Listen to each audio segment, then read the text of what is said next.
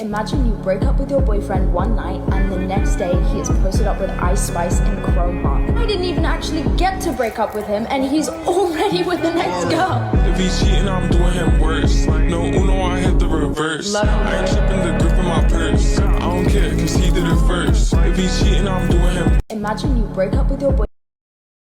Unique experience that took months of my life. Coming off of the show has been a whirlwind, to say the least. There's been a lot of adjusting and absorbing and just dealing with the consequences of my actions. A lot of you have had some great advice. You haven't been shy in my DMs to tell me to touch grass and move on with my life, move on from the show. Like I said, I think it's great advice. I've been touching a lot of grass and I too want to move on from the show. The reality is that I just had this insanely unique experience that took months of my life and has now changed the course of my life. There are so many layers to it. There's how I remember things happening, and then there's how it was edited and spit out into the world, and then there's how the world digested it, and then how the internet dissected it, and there's so many opinions and perspectives layered in between all of it.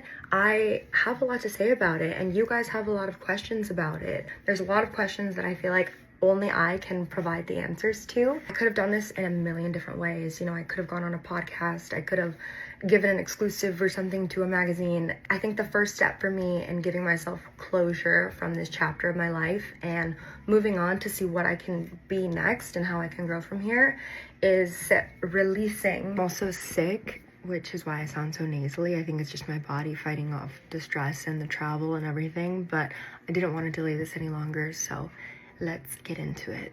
When I opened up my question box, I was absolutely expecting to see tons of this because I've seen it in the headlines, I've seen it in the comments. That's heavy and it's something that I have to deal with, but it's something that I know that I am not. I'm a proud person of color, I'm a proud Latina. I can only say in so many words that that's not who I am. What matters most is my actions, and there's a lot of actions that I'm partaking in that I am not displaying because people are already labeling me as performative and calculated, and if I tell you the conversations that I'm having or the charities or the education, people are only going to say it's to clean up my image or to do this or to do that. So I think what matters most is I am doing the work, and me doing the work might be different than what you view as doing the work. There are a lot of people who can accept accountability and growth and give me the chance to prove. So that's what I want to stay rooted in. Me continuing to post and live my life is not me ignoring that this has happened. I promise you, I am dealing with it every single day. Consequences are being faced, but I have to put one foot in front of the other, and that's the only way people learn, is by making mistakes, being corrected, and changing habits to be better. I have a lot more to yap about a lot that you want to know, so let's get into the next topic. One of the top comments or questions that I received is about my PR and media training, which when I first came out of the villa, I was like, they clocked that I'm smart. I love that.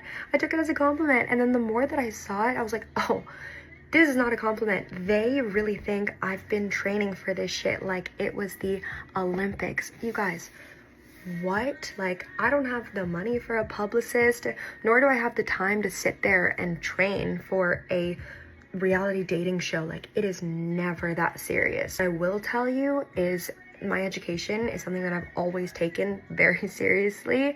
My parents didn't graduate high school, let alone college, and the fact that I was able to and given the opportunity to, like, I took that shit serious. And I love to read and I love podcasts and written a lot of emails. I've journaled a lot. I yap a lot. I can see how you're like piecing things together about my career and people I'm friends with, and like my Love Island themed birthday party, which isn't something I planned. Like, my friends planned that for me as a surprise birthday party because I was a fan of the show. Like, I did like the show, and to me it was all just like alignment and manifestation that it worked out that I happened to be on it. It was never something I was like putting like, I need to be on this thing, it's my destiny, I'm gonna train for it forever. Yes, I have had friends who were on the show. I kept my experience, my audition, very close to myself. I didn't feel like I needed to ask them for advice on how to navigate. The friends that I had that went on the show,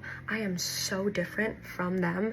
Even if they had given me a play-by-play on how to do shit, like, do you really think I could sit in there and strategize and like be this mastermind and sit in there and execute on top of all the emotions I'm feeling, on top of the lack of sleep, on top of everything? Like, it just would have never been possible.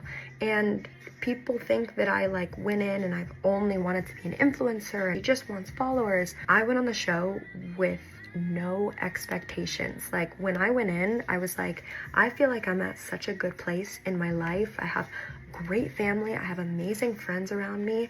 I have a business that's thriving that I've worked really hard to build. I feel like I've rebuilt myself to have a really strong mental capability at this time. Like, if there's anything I need help with, it's love. Like, men is something I cannot figure out. And if this opportunity is falling into my lap, how am I not supposed to entertain it? I've worked in influencer marketing for years. I've been on the brand side of the industry. I've worked really hard in my career. I now own a business. I have my own talent agency, but I've always been on the back end. Like, that's where I'm comfortable. I'm really grateful that the opportunity came, even in how it's unfolded. But was it ever something I was dedicating my life to training for? No. That's just how I talk. That's just how I am. I don't always say the right things, but sometimes I do. And I don't know, I never thought that would be held against me. Which brings me to the long-awaited story time of how I was asked to leave the villa. Triggering trauma. I have to smile about it or else I'll cry about it.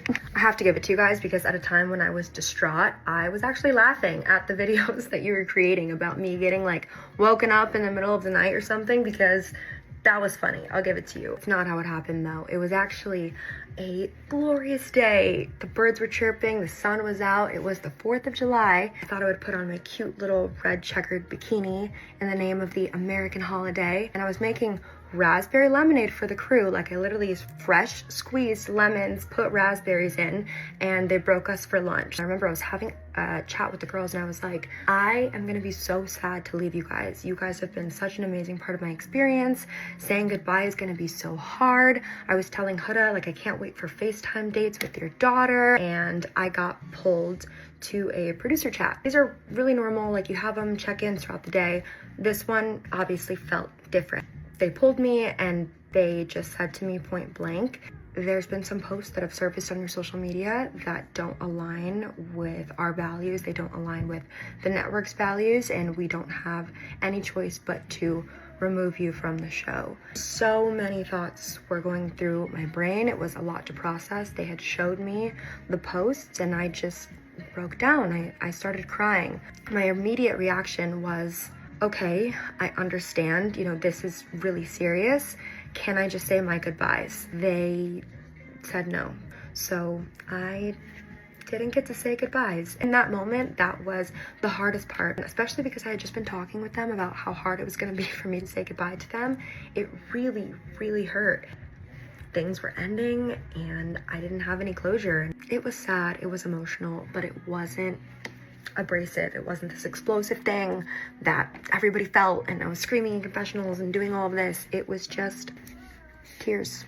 A lot of people also wanted to know if I was expecting Nick to leave with me. Did I want him to leave with me? Fuck, it would have been nice, but did I expect it? Absolutely not. I had to deal with my own shit. That wasn't something that he signed up for or that I would ever want him to attach himself to. I wanted him to stay and see through his time in the same way that I did. Was I surprised when he didn't? No. And I was actually okay with the fact that he chose himself, and I would never hold that against him. Coming off of the show has been a whirlwind, to say the least. There's been a lot of adjusting and absorbing and just dealing with the consequences of my actions. A lot of you have had some great advice. You haven't been shy in my DMs to tell me to touch grass and move on with my life, move on from the show. Like I said, I think it's great advice. I've been touching a lot of grass, and I too want to move on from the show. The reality is that I just had this insanely unique experience that took months of my life and has now changed the course of my life. There are so many layers to it. There's how I remember things. One of the most shocking things for me coming out of the villa was seeing the perception of my relationship with Huda. I thought that we had a really great bond inside the villa. You guys didn't get to see a lot of the friendship building that happened off camera. With Huda, especially in the beginning, I was attached to her. I think you guys saw when we had the moment where I kind of reality checked her in a way. I told her like, hey, I almost sent you home last night. I am a graduated crash out. I have been through what she was going through with Jeremiah before. I saw this whole vision for her, this redemption arc. Like I really wanted her to rewrite the narrative and show America the Huda that I was seeing. Nick and I, we were coupled up at the time, and we had our first argument about it. Like he couldn't understand why I had kept Huda around. And I just remember feeling like I really fought for her and like put myself in an uncomfortable situation in my couple to be like, no, I see so much more in this girl. I see more for her than what she's displaying in this relationship, and I want her to have that opportunity and that experience. And so when I had that heart to heart with her, I feel like that was another pivotal point in our friendship. There was a clip that I was upset about something that was happening with Nick and I, and it was just Huda and I in the dressing room, and she was asking me like, do you want to talk about it? And I was ignoring her. That didn't happen that way. I didn't ignore her. We had a whole moment where I didn't speak, but we hugged. Like we said a lot without words. And the reason I wasn't speaking is because I had just calmed myself down from crying. And if I spoke again, I felt like I was going to cry. And so I was like, okay, no, I'm just going to be held in this moment. And she understood that. Fast forward to the heart rate challenge. Everyone is like, did Huda do too much? Why were you such a mean girl? What did we not see? Huda has amazing moves, okay? And one of her signature moves is like licking the genitals, okay, of the man. She did it to Jeremiah during the Dominatrix challenge when she was coupled up with him, but in the heart rate challenge she did it to Ace, and Chris had made it like halfway around the circle. He was already halfway through the girls while Huda was still focused on Ace, and the guys honestly clocked it before the girls did. Like I'm looking around and the guys are looking at each other like, what the fuck is going on?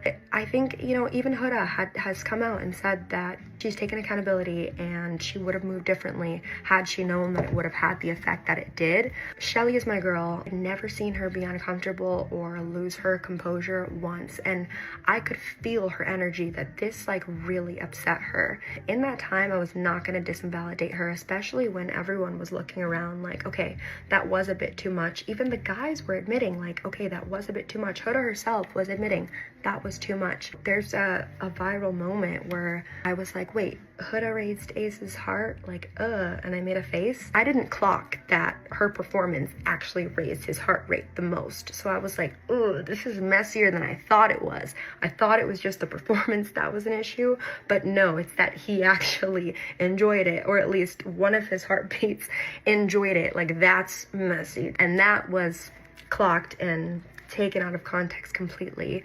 The next day was the Stand on Business challenge, which, by the way, was the most uncomfortable point in the season. That challenge lasted all night, like 6, 7, maybe 8 hours. I remember seeing the sun coming up at some point, and they were like, we've got to wrap this up. Huda had to be up there for maybe 30 minutes. At the time that I was like making all of these faces, it was definitely taken out of context. If anything, I was hella uncomfortable.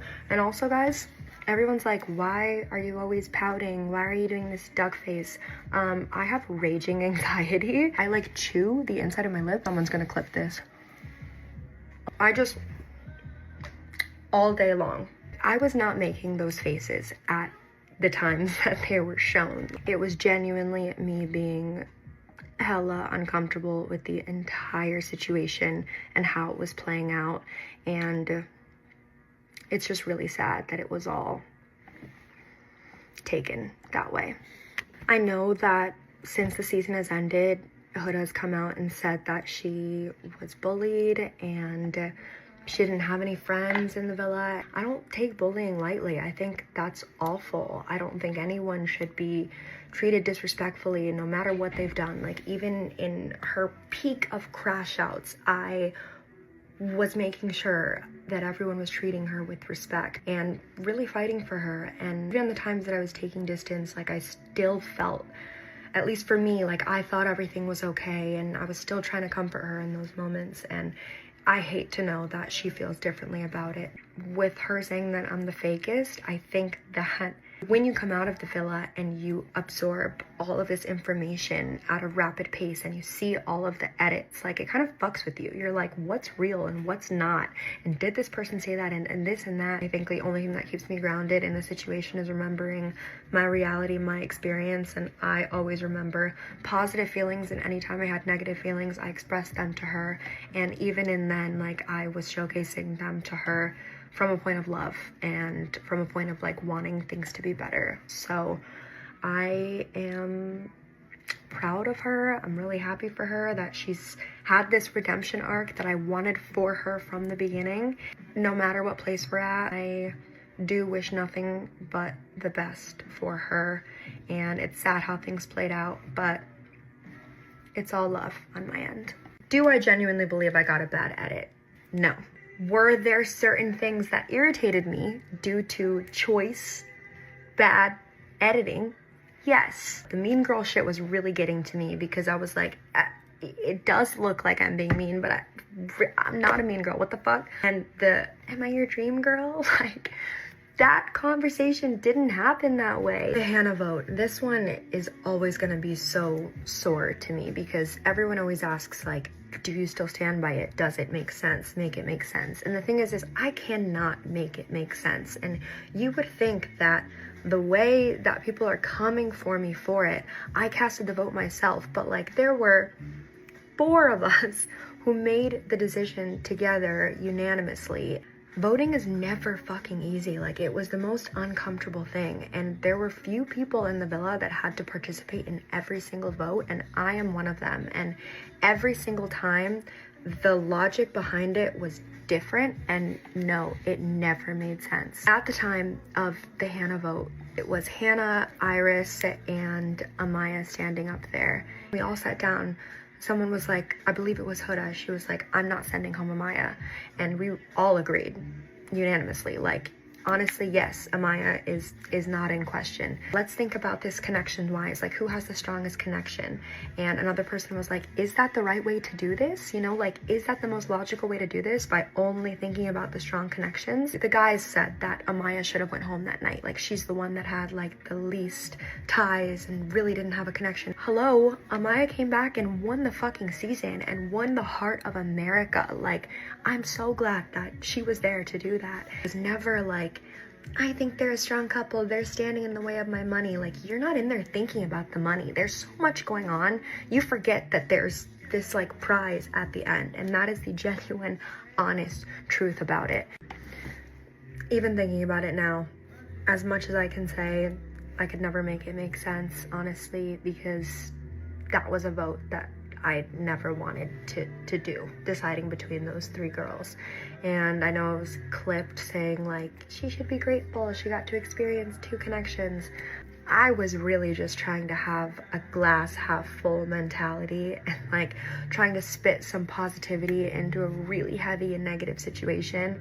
And maybe that wasn't the time for me to try to see the North Star, because it was just completely used against me. But at the end of the day, I wish Hannah could have stayed. I do think her experience was cut too short. There was just never going to be a right answer in that. One of the most shocking things for me coming out of this is going to be just like rapid fire random villa questions. We never know what time they woke us up. Sometimes we would wake up and see that the sun hadn't risen yet, and other times we'd wake up and be like, oh, I think it's about noon. Yes, so many people swam in the pool, you just didn't see it because we couldn't wear our mics in the pool, aka it wasn't anything worth being filmed, but people were diving, playing volleyball. The pool definitely got used. The boys were in charge of cooking us breakfast every single morning, and then we had lunch and dinner catered, and for lunch and dinner they would separate the boys and the girls. So girls would eat on one side of the villa, boys would eat on the other, and you were never allowed to talk about anything that was happening inside the villa, which is like where so much bonding happened because you got to know who people were for their core. And some of my favorite moments were made at lunch and dinner. Also at night, everyone would get the munchies, and the boys would usually chef up like grilled cheeses and bacon, egg, and cheese and pancakes and lots of snacks, lots of cookies, lots of sour strips. So many days I woke up and did not want to put a bikini on, especially after eating all the pancakes and all the cookies the night before. I was like, damn, can we wear workout clothes? But they were very strict, like, no, girls, you have to be in bikinis and you have 30 minutes to get yourself together to do so. I was homesick every single day, honestly. I missed my parents and my family and my friends so much, and it was really hard not being able to talk to them, but I was really trying to stay like present and grateful for the moment and the experience that I was having. I think before every challenge, you kind of got these like butterflies, and I always say never confuse nerves for excitement. It was just so in the moment, and you had no choice just to like go all out, and I feel like everyone thrived off of each other's energy, so I feel like the excitement outweighed the nerves. My favorite challenge was either the fourth base challenge because it was so outrageous, or the pie challenge because I got to kiss Shelly, or the heart rate challenge because it's such an iconic Love Island challenge, and like the outfit and the energy and then winning it, like that was just such a fun moment for me. There are too many things to name that went on that were not shown. You guys saw such a snippet of such a crazy long experience, so many minutes in a day that couldn't be broadcasted, but I would say like the depth of the relationships and the depth of the conversations that were being had definitely weren't shown. My favorite part of each day was getting ready for the nighttime with the girls, just like doing our makeup and yapping and seeing everyone's cute outfits, and like Shelly and I would do this model walk every single night. It's just like a good omen to make sure that we had a good time, and it was just like so girly, and I'd never had sisters, and it just really felt like a sisterhood moment, and I missed that dressing room. It was cute in there. Not having our phones, being away from social media, not having a fucking clue what was happening in the outside world was by far the best part of the experience. It made me realize, like, damn, this is really how humans should be living. It brought out so much raw conversation and raw emotion, and coming back into all of it, I'm like, damn, I kind of missed the peace. Music was such a gift in the villa. Anytime the speaker came out was like such a treat. Majority of the time it was silent. For the challenges, we were sober and silent. It was purely just thoughts, vibes, energy. You never really felt like you were being recorded, or at least I didn't. Like, you would just forget, honestly. No, we could never get our nails done. The boys got to get haircuts, but we could never. And I missed the peace. Music was such a gift in the villa. Anytime the speaker came out was like such a treat. Majority of the time it was silent. For the challenges, we were sober and silent. It was purely just thoughts, vibes, energy. You never really felt like you were being recorded, or at least I didn't. Like, you would just forget, honestly. No, we could never get our nails done. The boys got to get haircuts, but we could never get our nails done. The girls were, like, if you saw my shit, it was hella grown out. I was begging for press-ons by the end of it. It was bad. Every night was different. I want to say we averaged 4, maybe 5 hours a night. Some days I would wake up and I'd be like, no, I didn't sleep. Like, I just closed my eyes. What do you mean? But we never knew the time, so you never actually knew how much sleep you got.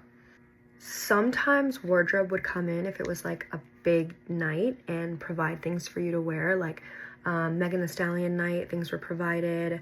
Some of the recouplings we had options to wear, but majority of the time I just chose to select my own wardrobe. I don't even fuck with pancakes like that, but something about those villa pancakes smacked every single time. I was like craving them every morning and every night. Non-filming days, chill days were the best because there was just no pressure to do anything. You could work out for as long as you wanted. You didn't have to wear any makeup. You could wear whatever you wanted. I usually chose to do a workout, swim in the pool, sleep, listen to music. You're not allowed to smoke tree. It's illegal in Fiji, but people would take like vape and cigarette breaks. Nicest islander was probably Elan. Elan is such a sweetheart. Yes, Maybelline came through. Everything that was on the shelves was free for us to use, and I definitely used and abused all of it.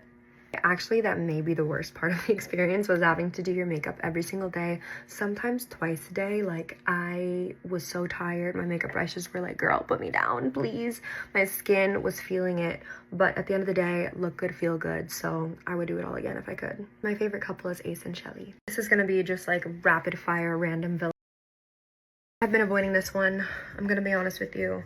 I feel like my feelings about it change every day, and it's so complex. Like, there's so many layers involved to it. I don't think I could ever explain it in a way where I could expect everyone to understand. At its core, I'm just a girl who liked a boy. I'm mourning a relationship and going through like kind of like a breakup almost, and like a lot of people won't understand that because it's like, oh, it's a dating show and you only knew each other for X amount of weeks. What I will say about a Nick and I's relationship is, throughout it all, despite what you guys saw, we were both doing our fair share of exploring. Our kind of like unwritten rule was that we wouldn't ask each other about how they felt about other people, how we felt about other people. Where we found comfort and solidarity is like taking our minds outside of the villa. Like, we avoided the where's your head at, how are you feeling, and we just talked about like the most random shit and just bonded over like life outside of the villa. There's so much of it that you guys didn't get to see, and you know, it is what it is. But when Casa Amor happened, that was, I think, a turning point for both of us. You know, like, it took me so much to get to a place where I could let my walls down and really feel for someone. In that moment that I was back at the fireplace and I thought that Nick was gone, I had this moment of clarity where I was like, why is he gone? Like, he should be here. I want to be with him. And that's kind of when I knew that he was the person I wanted to be with. He came back and he told me that he missed me and told me about his Casa experience. Like, I was on such a high from thinking that he was gone and then realizing that he was back and hearing that he just was thinking about me this whole time. So I thought, when I realized Nick was back, I had given all my attention to him, obviously. So when I was with Nicolandria off camera, I was like, girl, I'm so happy you're here. I'm so happy to see you. Like, obviously 2 nights before, I was just sobbing my fucking eyes out because she had left. She's one of my closest friends in there and like one of my confidants and one of my people, you know? And I said to her, I'm so glad you're here. And she was like, girl, I have to talk to you because, you know, Nick and I were coupled up. So obviously we had to explore. And then it was cut off. Like, we had to save the rest of the conversation for the chat we were going to have. But the way that she displayed it to me in that moment, like the quotation marks, I was like, okay, they had to explore. And I was already jumping to conclusions. I'm like, they're okay, so maybe they like cuddled and maybe they kissed. Like, I'm already kind of, you know, setting myself up for what she's going to tell me. Fast forward, Nick and I had this chat, and yeah, he did tell me about the kiss, but I don't know, I felt maybe it was downplayed, maybe it was the way that he expressed it to me, but it never felt like it was something that I had to worry about, especially because he was also telling me that it gave him clarity and that he wanted to be with me. And at that moment, after all of the emotions and after missing him and realizing how strong my feelings were for him, and then after Nicolandria had also told me, like, yes, we kissed, but I felt nothing, like, at this point, these are 2 people that I trust and that I care for, and God forbid I believe them. Like, I believed that what they were telling me, there's no spark, there's no chemistry, you have nothing to worry about. Like, I chose to ride with that. And was there a part of me that was like, fuck, should I be mad about this? Of course. But I think in there you have to choose what you're gonna give your emotion to, you know? And it takes so much more energy out of me to be upset about something and to hold a grudge than it does to just take steps to go forward. And in that moment, like, I just wanted to move forward with my friendship with Nicolandria and with my relationship with Nick, and I wanted to believe that that kiss was nothing. Now, when I came out of the villa, mind you, I come out thinking that Nick and I are in this amazing place and, you know, we're closed off and we have these strong feelings for each other. I already knew that the situation I was stepping into in my reality with, like, what I was dealing with my misuse of words, like, I already knew that that was gonna deter anything that could involve us. But coming out to see that the whole internet, football franchises, his family was rooting for them to be together the entire time that him and I were together. Like, yeah, that hurt. And even when I first saw it, it didn't click to me. Like, I still wanted to believe, like, okay, but, you know, these people don't really know what it was like in there, and they don't know all the relationships that we have with each other and the dynamics. And, like, as the episodes went on and as I watched as a viewer from someone on the outside and I saw their connection forming, I was like, damn, okay, it fucking hurts, but I think two things can exist at once. Like, I can be sad for myself that I'm mourning this relationship and all of these things that I thought were gonna happen between us, and I can also be happy for two people that I care about. But as days went on and I didn't hear from either of them, the more hurt I became. Like, I feel like when I first came out and I could appreciate the friendships and the relationships and the memories that we had all shared and find beauty in their situation, it was because I thought that, like, they could come out and, I don't know, I guess embrace me. But as the days went on and it just kind of felt like I never existed, and like the friendship Nicolandria and I shared had never existed, and the relationship that Nick and I shared had never existed, like, that shit hurts. Being shut down with no closure, like, it's closure that I've had to provide for myself, and it's a lot. Like, I'm not gonna lie, yeah, I'm fucking hurt, but I'm also a fucking adult. I have other shit to deal with. Like, there's a lot in my life that I have to put together, and I'm just going through the motions. So how do I feel about Nicolandria? I'm happy for them. Does it hurt? Of course, but I think they can both exist. I think I can be hurt and wish them the best, and that's just what it's gonna have to be. Asking where we stand now, and the answer is that we don't stand on any business. I think, like, a lot of comments are throwing my line back at me where I say, if I can take your man, he was never your man to begin with. And I still stand by that. If you can take my man, you can have him. Like, it's very clear to me, we are not meant to be. It was never my situation to end up in. How it unraveled is fucking crazy. It's all one of one. But I never need a man to tell me twice that he doesn't want me. And I can only speak to know that, like, my feelings were real. And I think I would drive myself in circles trying to figure out if his were real or not. I'll always cherish the really one-on-one experience that we did have and focusing on healing from it rather than figuring out where it could have gone. So that's that. A lot of the love that I received is on my outfits and my makeup and my jewelry and my hair, and I cannot tell you guys how much that means to me, especially my hair. It's been such a long journey trying to love my curly hair and figure out how to style it. I'm gonna share all of that with you guys. I know that's why a lot of you are here. I'm just figuring out the timing, figuring out the best way to spit it out, but I promise you it's coming. And the good news is that even after the villa, I still do my makeup, my hair, and my outfits. So you could expect a lot of that coming. I know I just brain dumped a ton of information. I've actually been yapping for hours, but you know what? At this point in time, I will not be at the reunion, so I feel lighter knowing that my perspective and my thoughts and my feelings and my emotions is out there, and I think this is the first step for me in moving on and beginning to close this chapter of my life. And I'm never going to shy away from the fact that the experience did end negatively because of my own actions, and that's something that I'll have to deal with. But what I will say is this whole thing has been amazing in so many great ways, and the memories and the laughs and the people and the things that happen inside the walls of that villa are something that I will hold on to forever. It's something no one can ever take away from me, and I've learned so much from it. I'm really excited for those of you who stick around to see it. I think there's so much more to me than what was shown on the show. There's so much more to me than what you're seeing clipped online, and all I can say is I'm grateful for the people who are here to show love and watch me show love back. That's the message. It's always going to be love. Love wins in the end, and I'll always be here to showcase it in the best way I know how.